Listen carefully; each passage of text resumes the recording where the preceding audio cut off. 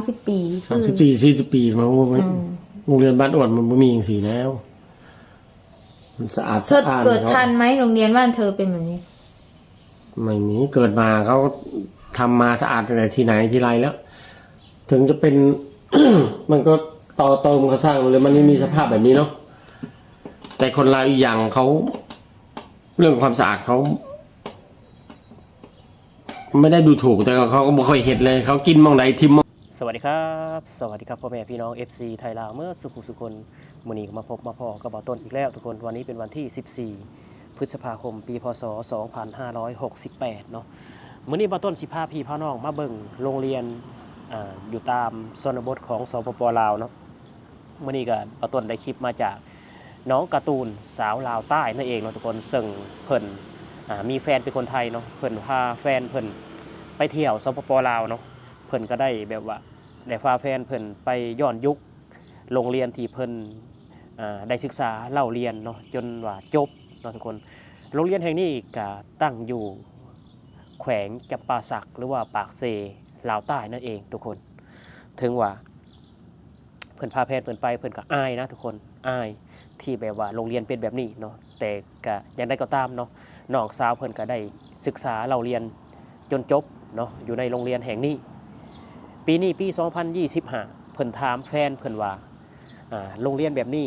ตามหลังไทยจักปีเนาะเพิ่นถามแฟนเพิ่นอีกว่าเธอเกิดมาเธอเคยได้ศึกษาโรงเรียนแบบนี้ไหมแฟนเพิ่นก็เลยตอบว่าบ่เคยเนาะเพราะว่าเพิ่นเกิดมาโรงเรียนบ้านเพิ่นก็สะอาดแล้วโรงเรียนอยู่ในประเทศไทยก็สะอาดแล้วเนาะบ่เหมือนกับโรงเรียนที่สปป.ลาวโรงเรียนสปป.ลาวนี่แฟนเพิ่นได้ว่าบ่สะอาดเนาะคือคนลาวเพิ่นบอกว่าบ่ได้ดูถูกเนาะกินไซและทิ่มอยู่ที่นั่นเลยเนาะทุกคนคือว่า นี่คือสภาพความเป็นจริงเนาะของโรงเรียนอยู่ในสปป.ลาวทุกคนไปเบิ่งนำกันก็สอนเป็นปี2 ปีจังได้กินเงินเดือนก็มีต้องอดทนนี่ก็คือโรงเรียนนะทุกคนเงินเดือนครูบ่ได้หลายเด้ออย่าคิดว่าหลายเขาไปสิจ๊ะมันมีห้องป.2อ๋อคือกระดานก็ต้องเป็นกระดานอ่านออกอยู่ติ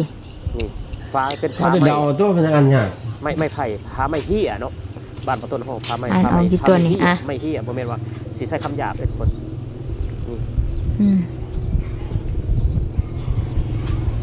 มันก็อีโรงเรียนบ้านเขานั่งยังไงบ้างรู้สึกยังไง โอ๊ยอายเด้ทุกคน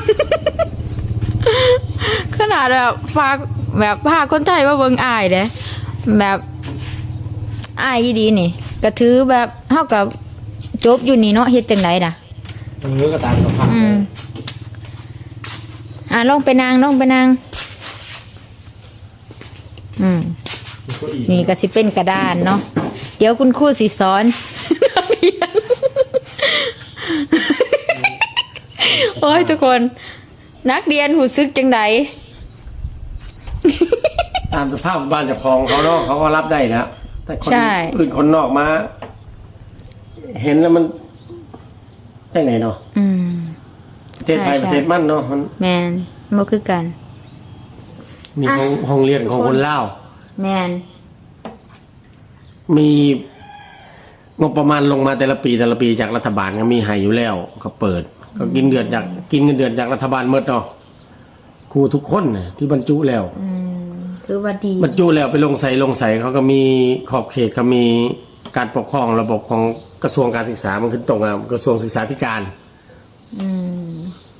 เราจะมีเงินเดือนระดับนั้นระดับ1ระดับ2ระดับ3ระดับ4ระดับ5ถึงระดับ8แล้วมั้งระดับผอ.นั่นเงินเดือนก็3-4-5 หมื่น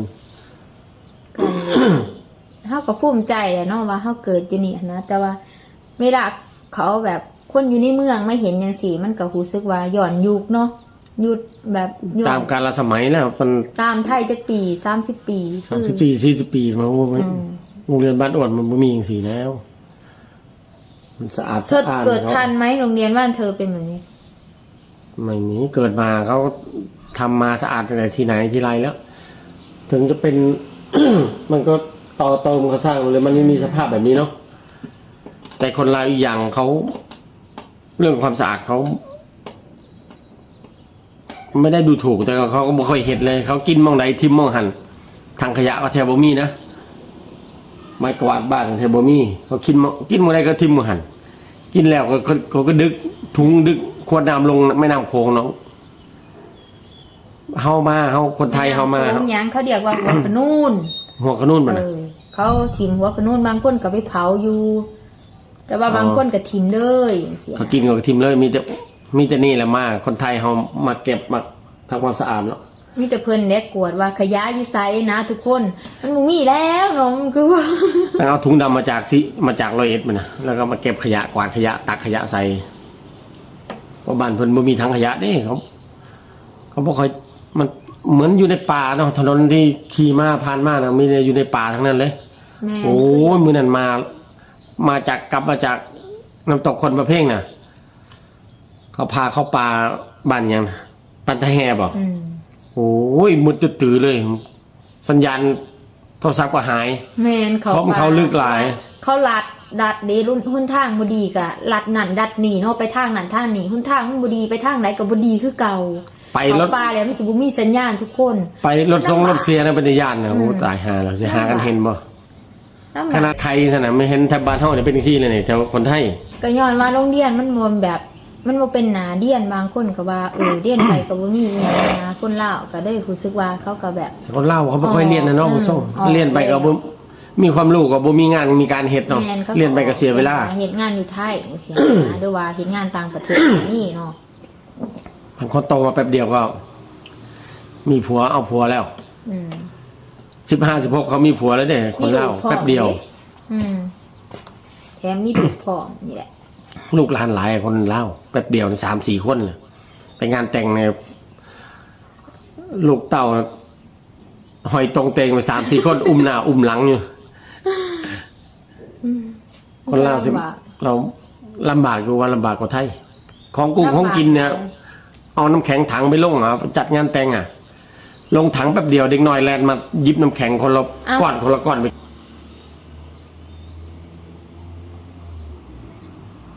นี่ก็คือคลิปคร่าวๆของน้องการ์ตูนสาวลาวใต้เนาะทุกคนเนาะถ้าผู้ใดแบบว่าอยากเบิ่งคลิปเต็มแบบ Full HD ก็ไปติดตามช่องน้องเพิ่นได้เนาะน้องการ์ตูนสาวลาวใต้น้องปะต้นก็ขออนุญาตน้องสาวเพิ่นเอาคลิปเพิ่น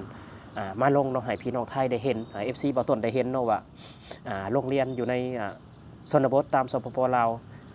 คนไทยตอบชัดเจนว่าตามหลังประเทศไทยอยู่50 ปีนะทุกคน50 ปีนะเนาะถือว่าการอนามัยหรือว่าการรักษาความสะอาดถึงว่ายังแบบว่าจิตใต้สำนึกยังบ่ลายเพียงพอเนาะทุกคนยังบ่ลายเพียงพอนี่ก็คือโรงเรียนอยู่ในพื้นที่แขวงจำปาสักเนาะแต่ว่ามีตัวเมืองอยู่แขวงจำปาสักเพิ่นประกาศเป็นเมืองพ้นทุกข์แล้วทุกคนเพิ่นประกาศเป็นเมืองพ้นทุกข์นะแต่ว่าที่โรงเรียนที่น้องการ์ตูนเพิ่นถ่ายมาให้พี่ให้น้องได้เห็นนี่คืออยู่ในตัวเมืองพ้นทุกข์บ่หรือว่าบ่แม่นอยู่ในตัวเมืองพ้นทุกข์เนาะทุกคนปากเซแขวงจำปาสักลาวใต้นั่นเองทุกคนเนาะถือว่าอยู่แถวบ้านบ่าวต้นมีบ่โรงเรียนแบบนี้ก็มีคือกันนะทุกคนบ่แม่นว่าที่อยู่แขวงจำปาสักอย่างเดียวนะมีคือกันเขาต้องยอมรับเนาะบ่แม่นว่าบุรีบ้านเจ้าของคือคนเฮามันอยู่ในโลกความเป็นจริงเนาะสิ่งใดที่มันยังบ่พัฒนาเฮาก็บอกว่ายังบ่พัฒนาเนาะสิ่งใดที่พัฒนาแล้วก็คือเขาบอกว่าพัฒนาแล้วเนาะคือโรงเรียนหรือว่าสถานที่การศึกษาก็คือแบบนี้แหละทุกคนเนาะตอนต้นเรียนกับแบบนี้กระดานกับแบบนี้เนาะเก้าอี้โต๊ะ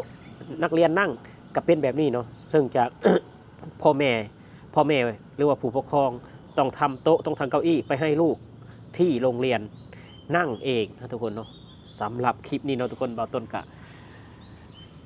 สิขอลาพี่ลาน้องไปเพียงแต่เท่านี้ขอบคุณ FC ทุกๆคนที่เข้ามาให้กำลังใจขอบคุณน้องการ์ตูนสาวลาวใต้เนาะที่ถ่ายทอดโรงเรียนที่น้องได้ศึกษาเราเรียนอยู่ปากใต้แขวงจำปาสักมาให้พี่ให้น้องได้เบิ่งสำหรับคลิปนี้บ่าวต้นขอกล่าวคำว่าสวัสดีครับผม